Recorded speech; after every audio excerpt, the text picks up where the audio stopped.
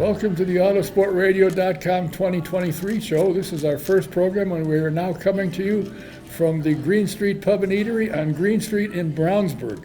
Tonight's show is presented by the Indy Dental Group. Indy 500 veteran Dr. Jack Miller and his wife Dr. Liz Lewis have probably the highest rated dental practice in the area. If you need dental help or you think you need your teeth cleaned or checked, do yourself a favor. Call, make an appointment. The number is 317-846-6125. That's the Indy Dental Group. We're also presented by VP Insurance at 5004 West 16th Street in Speedway. Whatever kind of help you need for insurance, VP can help you. Give them a call. Tell them what you need, and they'll help you out. The number is 317-248-0070. We're also presented by SVRA. Check out svra.com. They are the owners of the Trans Am Series, and they have the F3 and the F4 Series, it's being run by Scott Goodyear. SVRA is spectacular, doing a phenomenal job, and I highly recommend you look up their website, svra.com, and subscribe to the Speed Tour magazine. It's a first-class magazine. You find out everything they're doing, even when you go to an event, places to eat. So check it out, and I tell you right now, you'll be happy you did. Here we are for our first live interview from Green Street Pub and Eatery in Brownsburg, and I corralled my first guest. I had to threaten him because I said, you changed the name of the series and I'm confused. He is a former USAC champion in sprint cars. He's a Silver Crown champion as well. He was the executive with United States Auto Club when he was hailed to come in and take over the duties of the director of competition for what was the Indy Lights, is now Lights NXT. Don't know why. But he's agreed to come here and chat. And incidentally, the NXT is now sponsored by Firestone. So my guest is Levi Jones.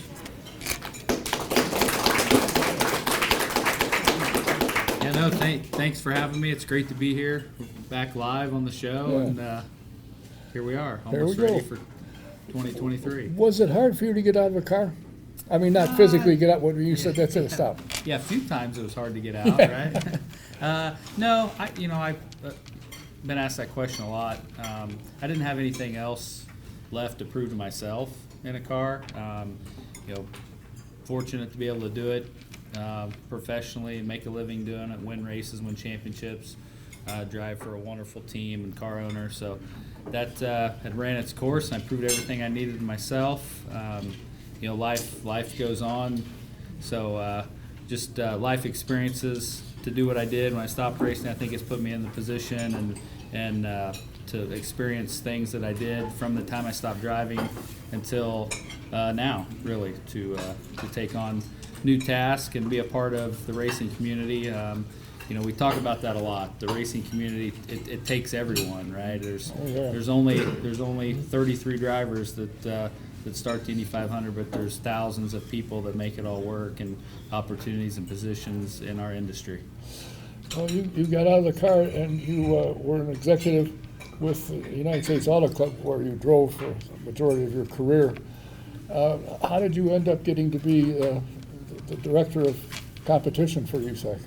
Yeah, I did. I think my first USAC sprint car race was in 1998. So, that my career in USAC, right? The fans and people saw me grow up from a high school kid to a USAC champion. That whole 15, 16, 17 years.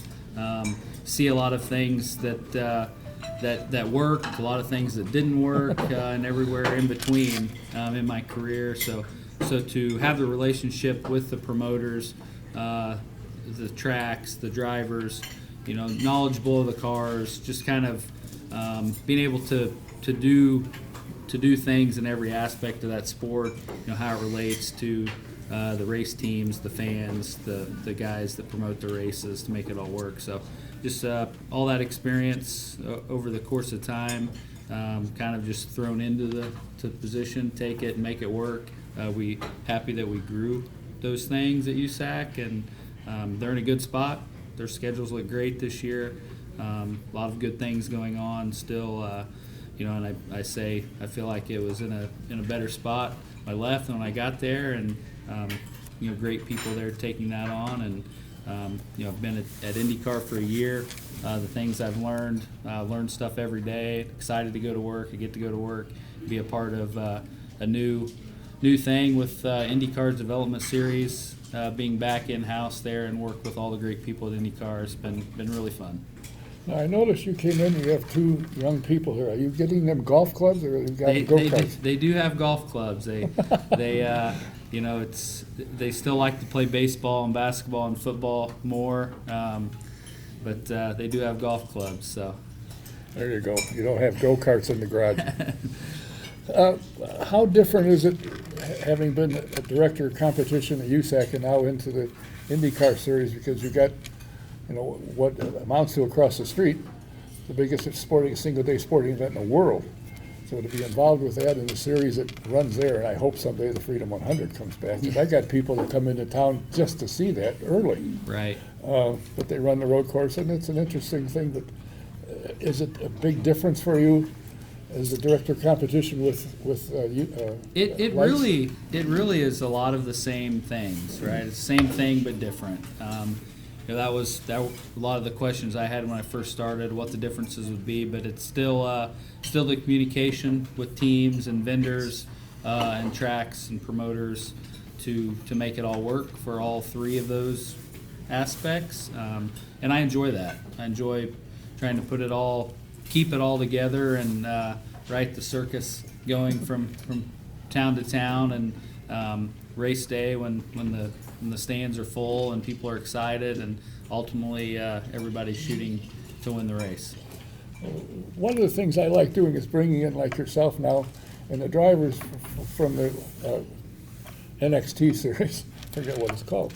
So we'll get you up to speed, right? Yeah. So it's Indy Next by Firestone. Yeah, Indy Next. Okay. It's just, when you were in school, if you left the E out, you would have gotten in trouble. You got points off and lower grade. But now with the new name and branding opportunities and how we want to go to market with our partners in Firestone, it's to make sure that my kids' friends are interested in the racing. That maybe the same things that drew you to the cars and track just a few years ago when you were a kid are a little bit different now, right? So it's neat, right? We can talk. We all can say we knew the old name, connect, the connection over the last 20 plus years, it coming back in-house at INDYCAR, and just opportunities with different ways to go to market. We have Content Day Friday at the INDYCAR offices, so we'll have all the drivers there.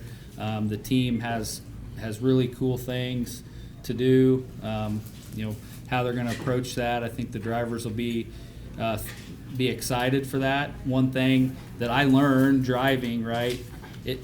You're trying to build your brand as a driver or your team, and it's hard to do that overnight. It just takes time. It takes all of you people seeing that driver do things not only once but doing it again and over and winning and kind of winning you over and building their brand, because ultimately their goal is to be in the Indy 500. 20 of the 33 drivers last year had experience in the developmental series, so if they can build their brand, you guys know who they are before they run the Indy 500, then that's part of the goal.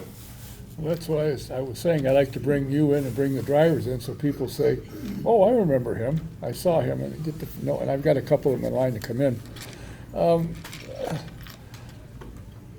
It's now, I think, if I'm not mistaken, Peacock started picking up the races near the end of the year. Are they going to cover them all? All of them are on Peacock, right? So here, and then internationally with INDYCAR Live, right? We're all over the world, right? We have fans worldwide, so it's great. There are things in store to make the broadcast better and bigger and more inviting, so you want to watch those. And our races are really good, right? We make these year over year in INDYCAR and Indy Lights. Last year, passes during the race. We worked on some push to pass stuff, so constantly working on the product that's on track, because ultimately if it's a good race, people will watch. You don't have to make things up.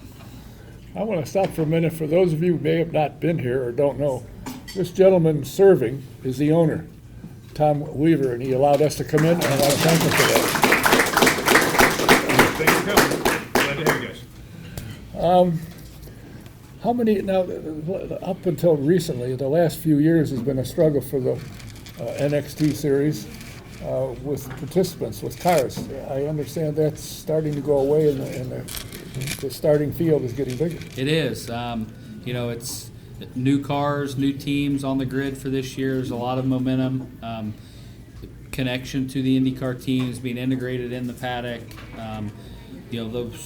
Those two series together as INDYCAR is exciting, and to have 20 cars at St. Pete is something we're really looking forward to. Well, that's great. And I know when Roger Bailey started it, I said, how long are you going to do this? He said, when I get 33 start the Freedom 100, I'll retire. Well, he didn't quite make it to that.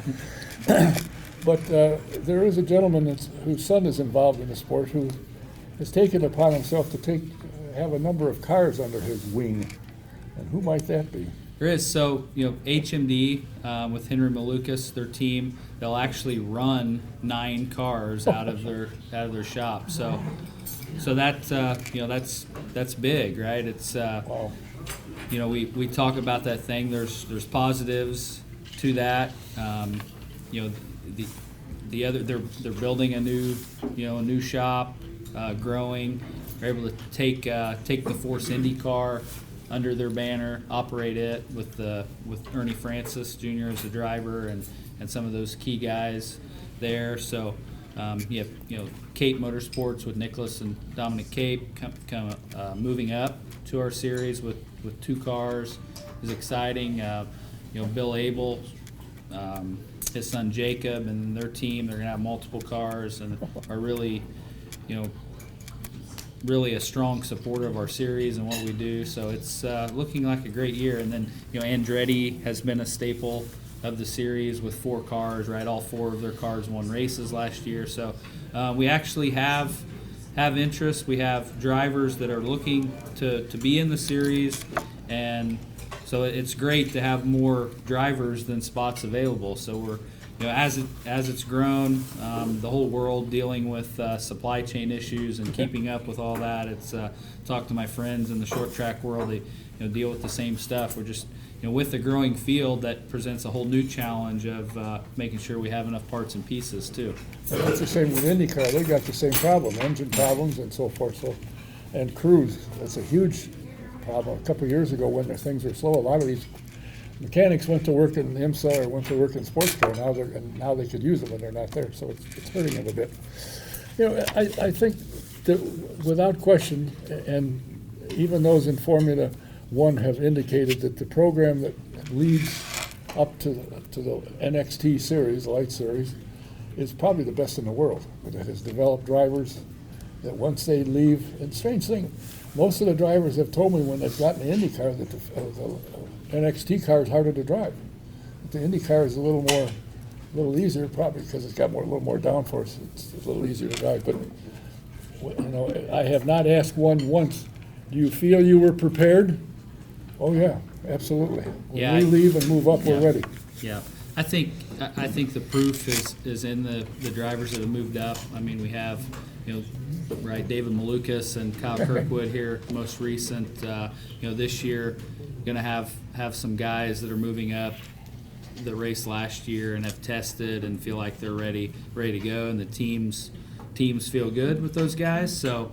I think that presents a whole new problem, right? When there's only so many cars available on the grid and guys want to move up, we have to make sure we can keep replenishing that. I'm sorry, Levi.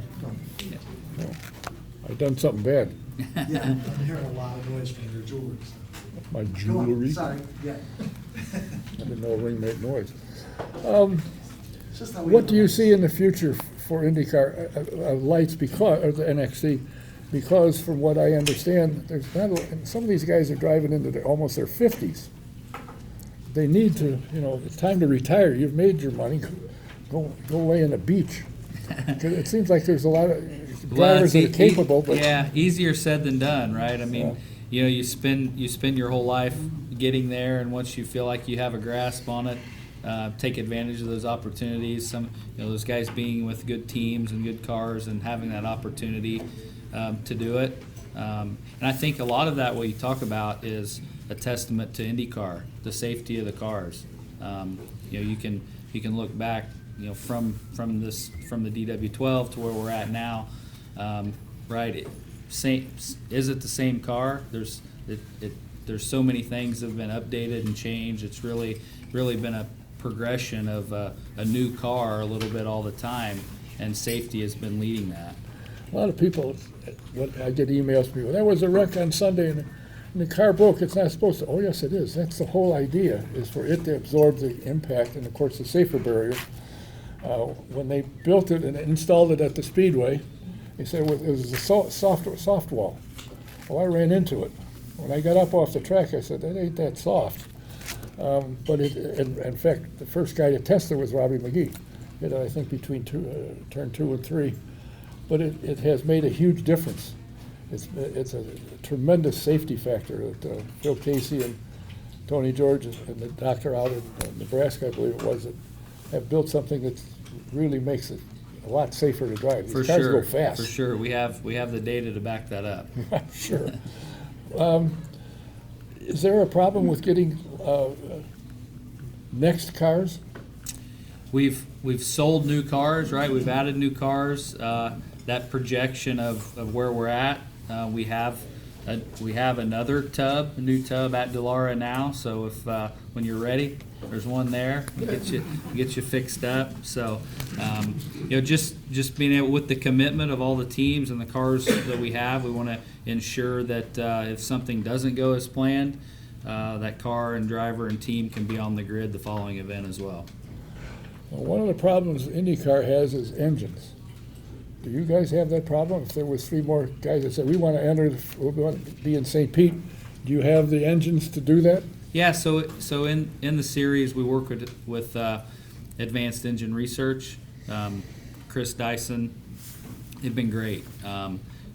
Every week, great communication. The level playing field, how they do it. Our Darren at INDYCAR involved with how that all works and making sure that we're looking at it and keeping that fair, because it is supposed to be about the cars being equal, right? And it's between the engineer and the driver and the team getting it set up, and the driver going out and proving that he can do it over the next guy, not because he has this engine instead of that engine or these parts instead of that part. So that's been great. I think that was the biggest positive for me to take away from my first year, that how well the engine program did work.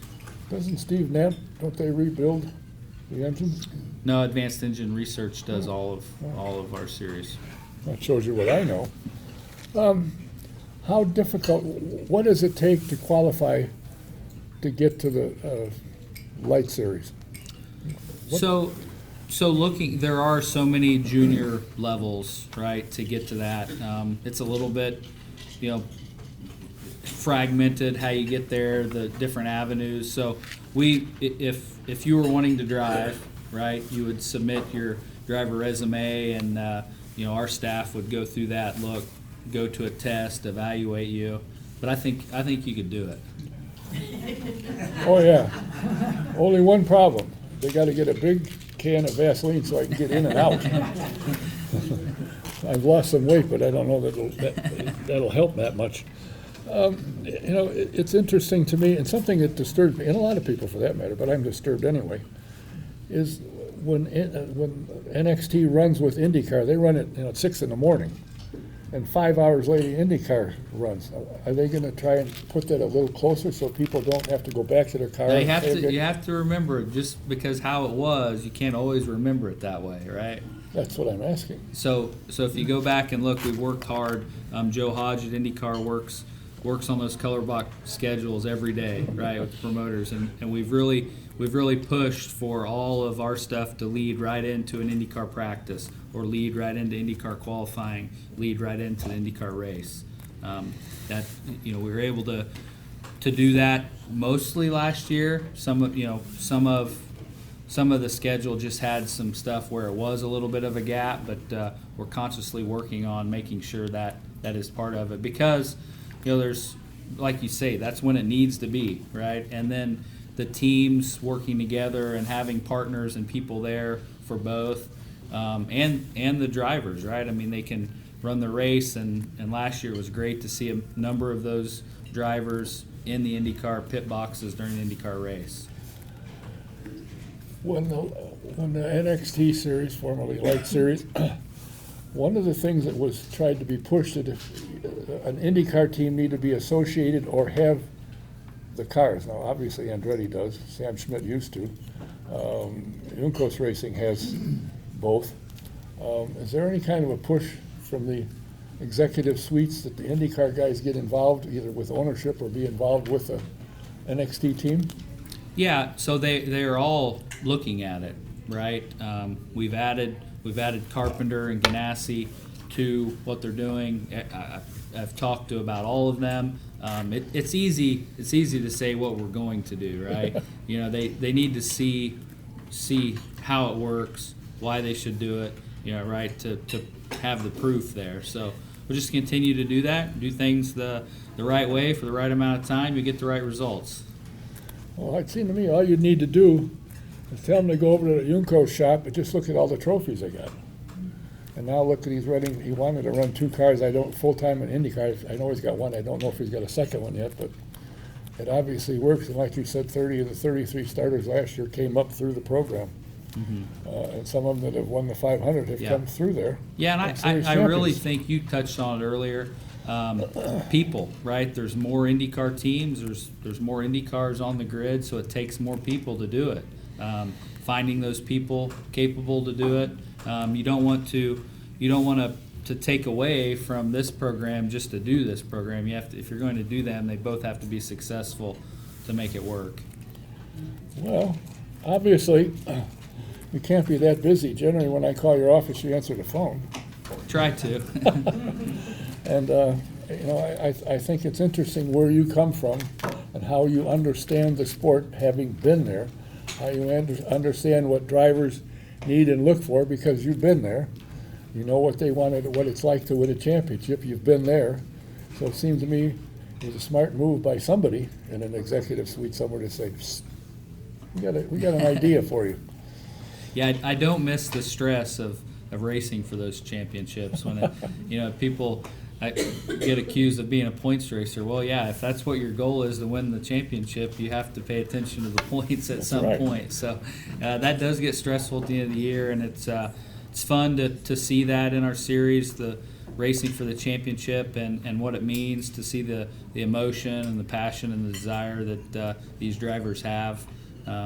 This is fun. Well, it's kind of neat when they get interviewed after the race.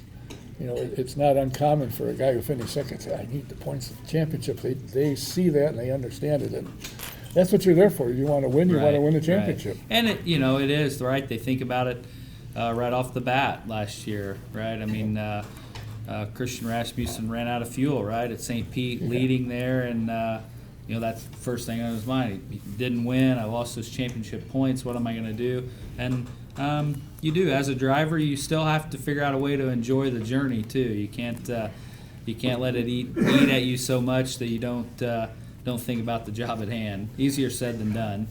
It seems to me, in watching some of the teams, that the sponsorship for the NXT series for the teams and drivers is picking up. It is. That's encouraging. I've been able to have discussions with a lot of the team managers that there is interest. When we're talking about where we're going to put logos and required decals on the car because we want to make sure that there's enough real estate where they can put what they need to, that's encouraging. Unless you're Jacob Abel and your father has got an office across, or a shop across from Juncos Racing, and they operate out of there, and he's somehow corralled John Bruner to run the team, and he started. Was it last year he first came in, or the year before last? Yeah, he's starting to get on the podium. He ran fourth the last two events, so really came on strong, and it's encouraging to see that a driver and a family team like that can do it, right? You put the right people in places and work hard on your craft and put yourself in position, it can be done. You know, what I also find interesting, what it takes to run successfully in IndyCar, pretty much you have to do the same thing on a Appears little so, yeah. in the Light Appears so, Series. yeah. Yep, and it's, we've tried to look at that to make sure that path is the same way, but doesn't take quite as many people. Engineers and mechanics, you can do it on a smaller scale, but it's the same playbook, it looks like. And there is a scholarship at the end of the year. There is. We're bringing that back in. It's always when Dan Anderson ran the series, it was INDYCAR always provided a $500,000 scholarship to a team that the driver would take to it, and then Dan and his gang worked hard to provide more. We were able to take that money last year, the total amount of money, and spread it out for pay for each event, which they did not pay each event this year. So that's why the scholarship looked like it was less, but it was still, just over $1.2 million is spread out over the course of the year.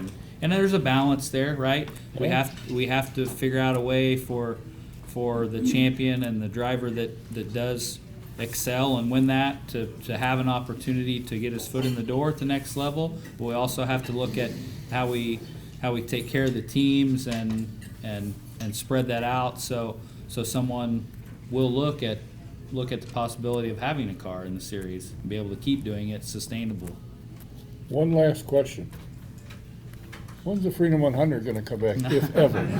I don't know. I mean, that was definitely a race that later in my career in USAC and running short track stuff, that was something that kind of piqued my interest, and obviously racing with Brian Clausen for the National Driver Championship at USAC to do it. It was exciting, right? And one that I sure as heck thought I'd have a better chance at that than going to St. Pete and trying to beat those guys going right and left. But it is about getting oval experience. We have two series tests in St. Louis and Iowa, and then we race at St. Louis and Iowa. So getting that experience for the ovals is key. We know that there's only one race on that oval in Speedway right now. I think that's Mr. Penske's intention. He wants only one race on that for IndyCars because everybody else is now on the road course. Right. We had some exciting weekend on the road course last year for us, right? The Mother Nature played into it and everything else. But you got to admit the last 3 or 4 or 5 of the Freedom 100s. I mean, Peter Dempsey won it in 4th place out of turn 4, and he won the race by that much. Yeah. There were some really exciting races, and I said the people that would come in early just to be able to see that, but now they come in, all they do is drink beer. It's disgusting. My youngest sent me that video on TikTok only a couple weeks ago that finished. So. Yeah, that's phenomenal. Well, I wish you well. I think what's going on and what you're doing is building the series. Obviously, if you're anticipating 20 cars at St. Pete, that's a big jump from the last couple of years where it's been struggling around 11, 12. So it's good to see, and it's a great series, and it's a good stepping stone to get to IndyCar. Yeah, it is. It's encouraging. We know there's so many things going on in the world right now. Racing makes it all a little bit better for us. So fortunate to get to do it for my livelihood and try to keep it going. And I think someone asked me right when I started, how many cars do you want, right? I said, well, I'm just a short track guy, so you have to have 22 cars in the feature, right? So we're working on that. Like I said, it looks to be a promising year, and hope to see all of you at one of the events and say hi and definitely look at the drivers we have in the series. There's some great personalities, awesome race car drivers, and good people. Well, I understand from the 400,000 emails I've gotten about Iowa, there'll be a lot of cowboys there. Holy Toledo, they got some great acts. none of them I ever heard of. But, boy, I saw the ticket price. So, well, there's people here with money, so they get to go. I'm cheap. I tried to use my green stamps, but they didn't take them. Are you waving at something? I just have a question. Are you gonna have pit stops this year? No pit stops. We, looking at the races and the fuel capacity, try to make the races as long as we can. We've had a couple tire tests with Firestone.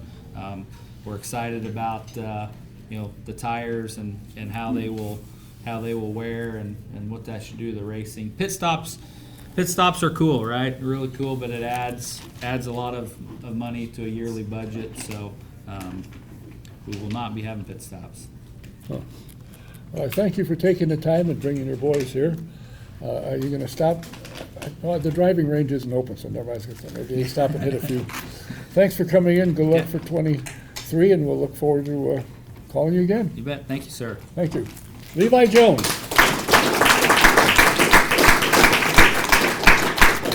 My next guest, go ahead. Okay. You can take them. They've eaten, so they're ready to Probably go. already drank all the beer. I have a gentleman coming up here that is a very interesting story. As you may have heard over the years, as a youth, which was getting to be a farther down in the past than it used to be, for sure. he used to mock races into a cassette recorder and practice. Well, lo and behold, it worked. He ended up in the broadcast industry. He worked at in Terre Haute on racing and sports, and eventually, through being a pain, got hired by the Indianapolis Motor Speedway Radio Network as a pit reporter. Then they elevated him to in the grandstands, and fortunately I got invited because between the two of us we had three eyes, and we could call a race and he'd watch what was going on and I'd watch in the back, see who did what. And because of the tutelage that I provided him, he is now world known. The voice of the 500, please welcome Mr. Mark Jaynes. Thank you, Don. I have to tell you, as she has told you, on Sunday we were in the living room talking, and I had the Cowboys game on television in the back room. And Sharon looked at me and said, "Is Mark on that broadcast?" I said, "Mark who?" "Mark Jaynes." "Not that I'm aware of." "Why? It sounds just like him." I said, "Oh, he probably the graduate from Monrovia High School and was in one of his classes." I do football for the IHSAA. I did a couple of state championship games back in November, but no, that wasn't me. But I'm flattered that she thinks that I was a network caliber broadcast for the NFL. That's high praise for sure.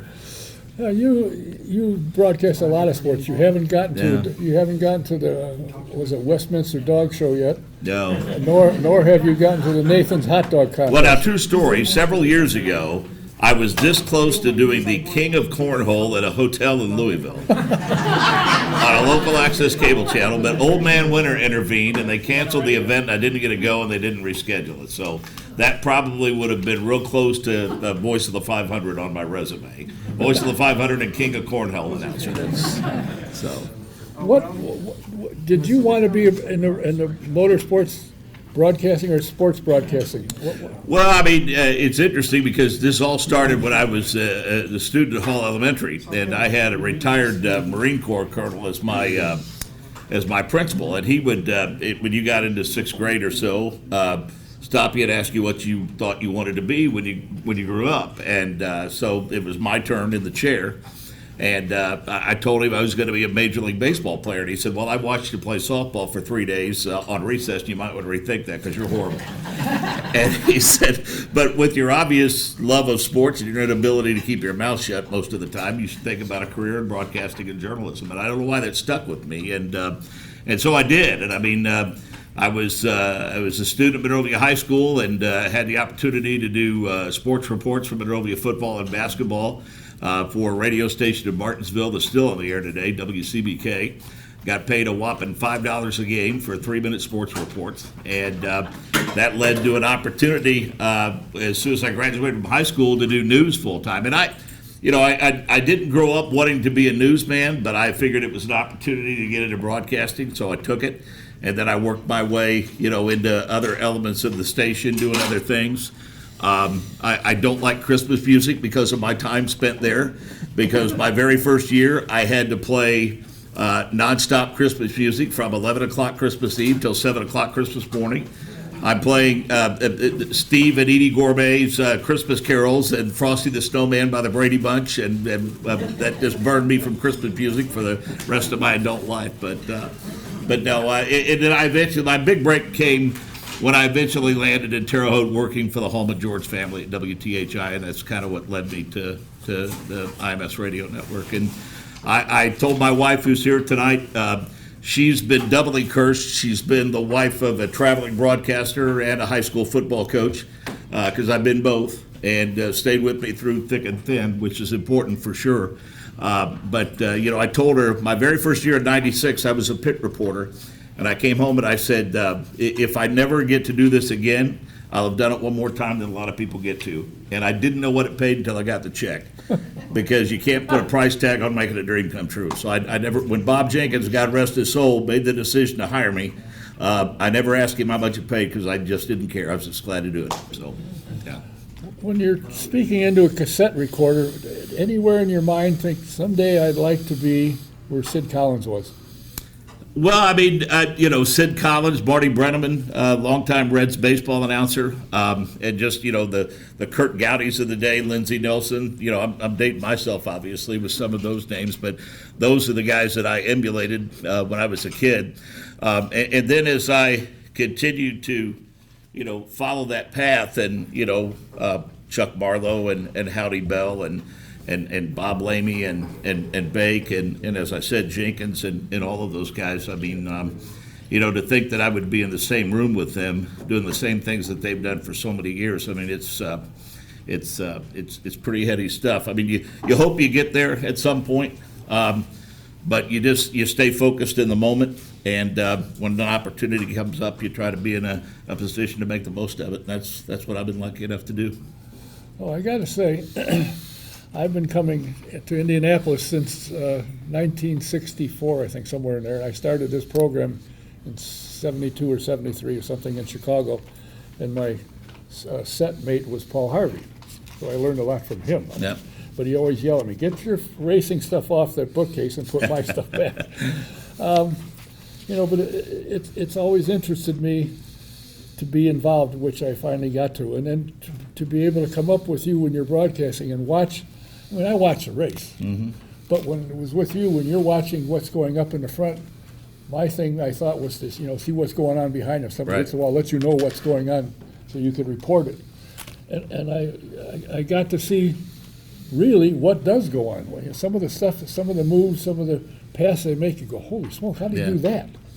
I mean, Bobby Unser made some passes in Milwaukee. Went, gee, many Christmas. How did he? But he did it, and he didn't hit anything, strangely enough. Yeah, a lot of questions. A lot of the questions that we get from people is how much do we script? We got something like that fairly recently when they started on social media, started posting some of our calls from last year's 500 and some of the races from last year. And fans ask us all the time, how much do you script? Well, we try to stay away from scripting things live. I mean, we try to be in the moment. I've had a couple of people that asked me, with the call of Elio's fourth, when we said, and then there were four as he was crossing the start-finish line on the radio broadcast, they asked me, if we had that written down in advance, and I think all of us prepare to be ready and have some information to pass along, but in terms of live sports, we all feel collectively that it's kind of it's a bad idea to go in with a preconceived notion as to how a live sporting event is going to go. I mean, I'm sure there were plenty of times when Levi went into a race with a preconceived notion of how he hoped it would turn out, and then after you had to go to plan B, C, D, E, and F. So that's kind of where we are with our shows. And fortunately, I think, and somebody who I think is really good at it is Davey Hamilton. having been there. Davey's done not that. good at much else, so I'm glad he's good at that. But he's pretty much covered the gamut. He's won races, he's done well in races, he's crashed and hurt himself. So he gets, and it's kind of interesting to listen to him because a lot of times I'll watch television and listen to YouTube. That's the way to do it, by the way. Oh, yeah. Thank you, Don, very much. And you know, he'll say, this can happen, and by golly, it does, because he does see, and his eyes are still good enough to see that far, as to what's going on, or do you watch a TV screen in front of you? Well, I mean, you know, a little bit of both, depending on where we are. Obviously, if it's an oval, we're spending most of our time looking out the window, and then we refer to, you know, the multi-screen monitor for replays and things of that nature. But, you know, if we can't see a lot of the track, that's when we're pretty well dialed in on that. But I'll say this, over the past, I don't know, 7-8 years, I've had the opportunity to work with both Davey and Anders Krohn. I've even had Zach Veach and Pippa Mann in the booth with me from time to time over my career as an anchor, and it gives you a really deeper appreciation for the talent, the abilities that they have, and the things that they see. And I think the thing that's always impressed me the most about Davey is that he doesn't talk over people's heads in terms of the terminology and the phraseology that he uses. I mean, he says things that you know, even the novice can understand, and I think he does so in a very comfortable manner. And for whatever the reason, for the very first time that he and I worked together now many years ago, it just seemed to click. And you know, I enjoy calling his races when he was a racer. He was always a good guy to talk to. In the best conditions and under the not so good conditions, depending on how he was running, and was always accessible. And I mean, he was, is, and will always be a racer, and we're thankful and grateful to have him to impart his wisdom and knowledge. And he makes me look smart, and that's not an easy thing to do. So I was going to throw that in, but since you did. Yeah.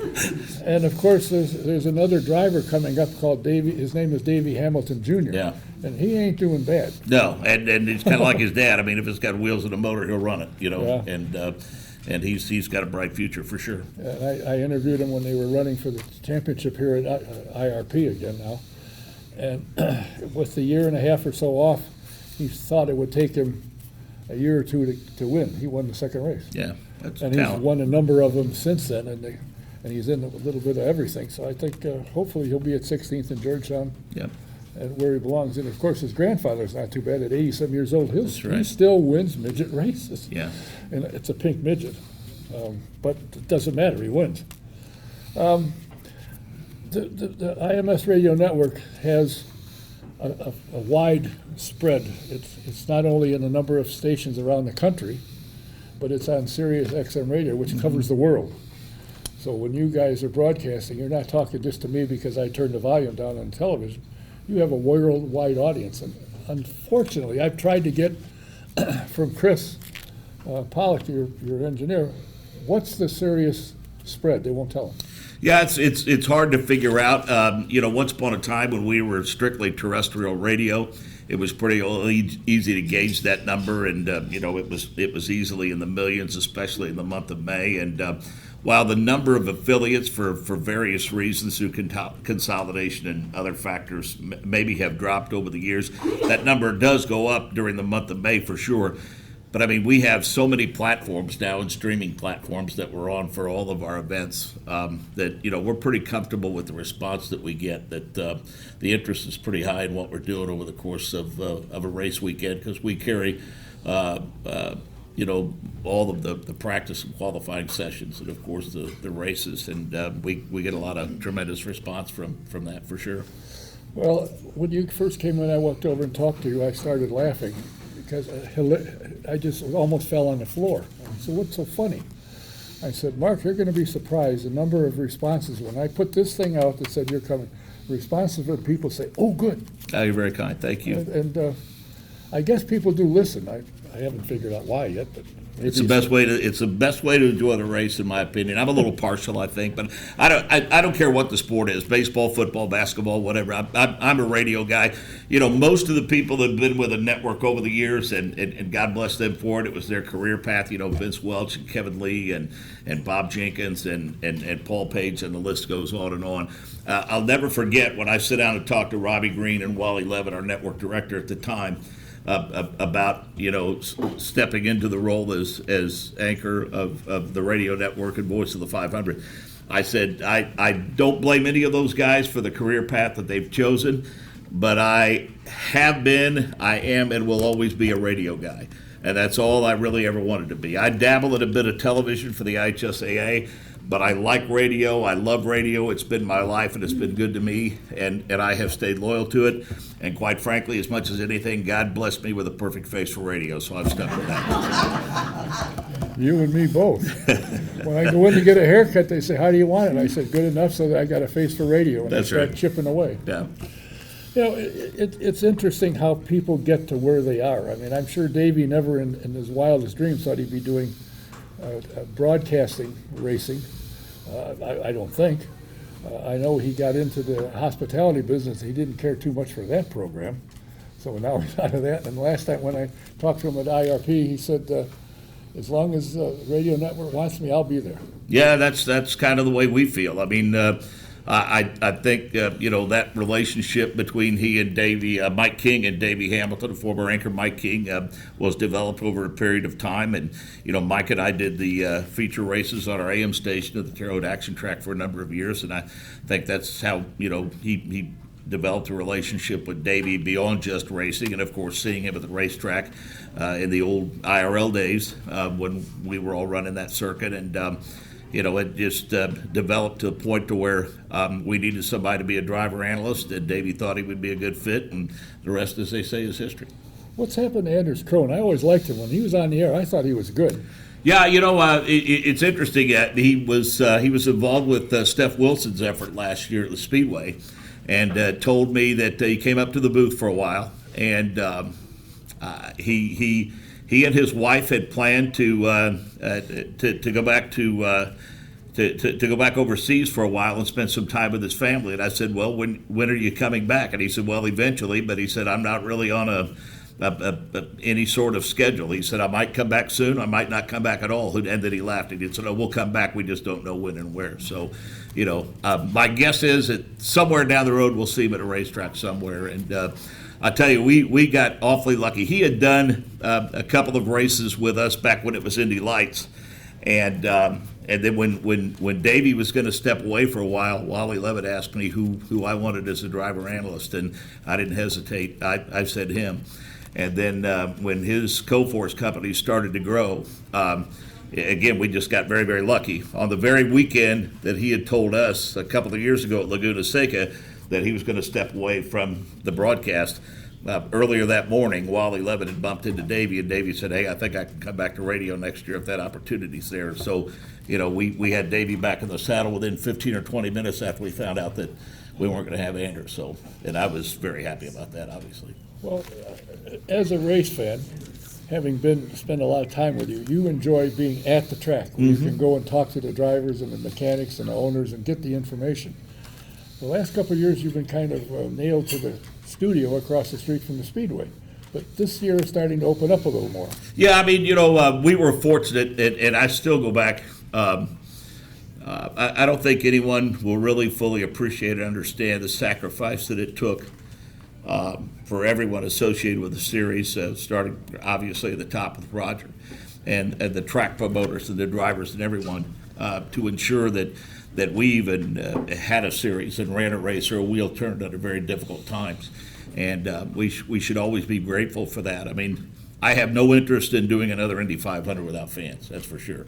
But we were thankful to be able to do one. That string continued. And everyone survived that. I think in some instances, some entities may never come out of the woods again, but we're fortunate that the health has been restored rather quickly. For us, the technology existed for us to be able to do our events with a minimal crew on the road, and us do the majority of the coverage from a studio in Indianapolis. Oftentimes it's a dollars and cents business, so over the past couple of years we've slowly but surely started to return all of us to the racetrack. And this year, there's still a handful of races that we will be in studio in terms of my part of it and one other broadcaster. But Davey and 2 pit reporters and 2 turn announcers will be at the racetrack. And it's just amazing to be able to make all of that work. And no one realized that we're not there. I mean, we don't say we are, we don't say we aren't. I noticed you know? that. We're very careful about that. And I'll admit, for me personally, there's a bit of a disconnect. First time I've had a chance to see him, if that tells you anything. So, and that's part of it. And that's the unfortunate part of it, because that's, if somebody's not doing well on a practice session, I got to make sure that we get the word to a pit reporter, a turn announcer, to get to the paddock and ask those guys. I can't develop, those relationships that I was able to develop in the past.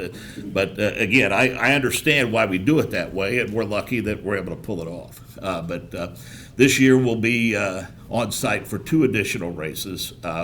We're going back to Texas, and we'll go back to Barber, and then Iowa and Gateway. And I'm also lucky enough to do some work for the Performance Racing Network, and I'll go to COTA and do the Roval again for them for the NASCAR races. So For the what series? NASCAR, NASCAR. Okay. I just wanted to make sure I had that right. yeah. You know, And it's next, by the way. I It's know, next. I know. Lucky you. You just came back from Florida. Now you're going to Texas? Yeah. Texas, Florida, then back to Texas in the span of about 10 days. I thought you taught at Monrovia. I do, but they feel that children are better off if I'm not there a lot.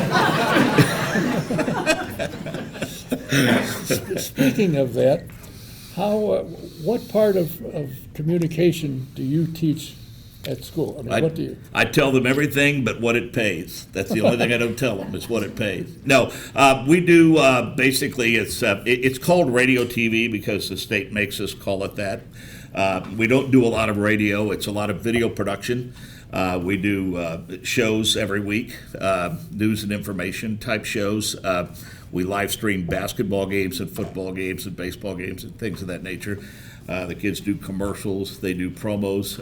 Last year, we were very pleased that the Morgan County Substance Abuse Council thought enough of our kids and the work that they did.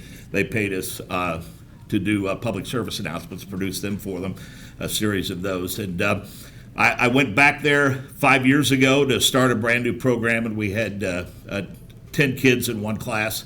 And we're up to about 65 kids now in 5 classes. And I have 7 seniors currently who plan to enroll in communications programs this fall at colleges and universities. So we're pretty proud of what we're doing for sure. And I'm honored to be able to do it there because I wouldn't be where I am without it for sure. Thank you. Are you doing what Al Unser Sr. did? Remember when Al won the race and they said, "Did your dad teach you everything you know?" And he said, "He taught me everything I know, not everything he knows." So are you teaching him everything? I try to, and I've been very fortunate in my time in central Indiana, especially because, Dave First, who's the vice president of communications for the series, has been real helpful towards our kids. Charlie Clifford at Wish TV, Dave Calabro, Anthony Calhoun, and the list goes on and on and on. I mean, Greg Rakestraw, Matt Taylor, the voice of the Colts, Mark Boyle, the Pacers. I mean, we've been able to expose our kids to, all of these people that are, I think, among the very best at what they do. Kristen Airy has been very helpful, big supporter of our kids, a longtime voice of the Pacers. And, some of those kids have gotten scholarship opportunities and gotten educational opportunities through that initial introduction. And they do a lot of networking with those guys and stay in touch with them. And it's been a big help. And got some kids that are about 3/4 of the way through their college education and probably will land pretty good jobs in the field. So, Well, when I first met you, I said, "Who's this guy?" But over the years, I have found out just who you are. I enjoyed the time I spent sitting in the grandstands. In fact, I remember the last time we went to Richmond. We were sitting up just before turn 3, and the crowd was starting to come around. I said, the next 2 or 3 years, we're going to have to find someplace else to sit. yeah. Unfortunately, next year they cut it off. But it was always fun working with you, helping with you, sitting in the trailer with Wally, you, and Dave the King. And what went on in that trailer, I'm telling you. If you had any pride in yourself when you left, you didn't. Holy Yeah. smokes. Yeah, it's a pretty brutal bunch. It was funny. And I just sit there and laugh. They didn't pick on me because they didn't know who the hell I was and didn't really care, actually. Well, I thank you for your time. I need to mention, as I did when you came in, he just celebrated a birthday, and I mentioned to him that I don't think he's that old because I got shoes that are as old as he is, and I wear them. So he's just a young kid, but I'm sure you had a good birth. By the way, your son has done very well following you as a football coach. He's done quite well for himself. He knows more about football than I ever did, that's for sure. So, yeah, he's done well. He's been D coordinator the last 2 years at Speedway High School, and 2 years prior to that, he was assistant defensive coordinator at Scienceville and helped them get to a state championship game, and got a bright young future as a football coach for sure. Is that what he wants to do? Yeah, I think so. I mean, he teaches Speedway Middle School and is very happy there, and think we'll probably look to climb the coaching ladder a little bit. But yeah, both of my kids pursued careers in education. My daughter's assistant principal at Western Boone, and their families are doing very well and have blessed us with 4 grandchildren that we enjoy so much more than we enjoyed raising them. Well, as you mentioned, that your bride has stuck with you through all the thick and thin that you've been through. Met her on a blind date at Indiana State University. Yeah. Well, who was blind? You were. I was half blind. Well, I know you two are great. I've enjoyed that you. When I call and invite you, you say yes, unless you're doing laundry, and you say I'll do it next time. But this is the part of the show that always makes me uncomfortable because I've got to say nice things about you. But, no, you don't. Nobody else does. I want to congratulate you on landing here, and I hope this is a home. This becomes a regular occurrence, and we get back to doing this on a weekly basis. I hope it expands to the point to where this room's not big enough for it. But you are a tireless supporter of motorsports and a good friend, and I'm happy for you to be here, and I'm happy to be a part of the show tonight. Thank you very much. It's always a pleasure.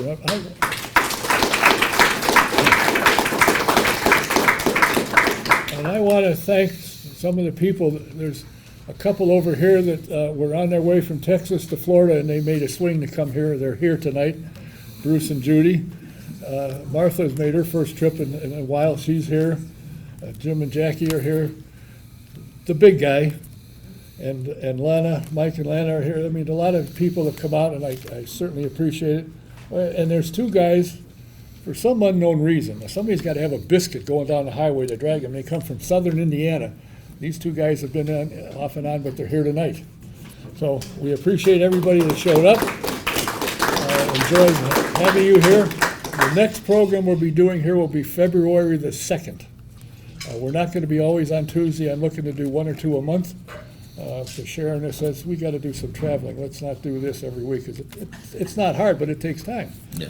So we will be here February 2nd, and I can't remember, the next one is February 24th or something like that. I can't remember when it is. But if you don't, this will be on the air on the internet in a couple of days.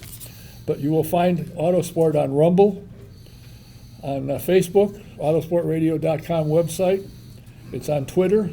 It's on YouTube, and it's on the Speedway Community Television Network. So we're pretty well covered. And what I've heard about Rumble, I just found out about it a couple of days ago from the guy that started it. Rumble's doing pretty well, so maybe we'll pick up some viewers there. But thanks all of you for being here, coming out of the dark. I hope you liked the food and the service we had here.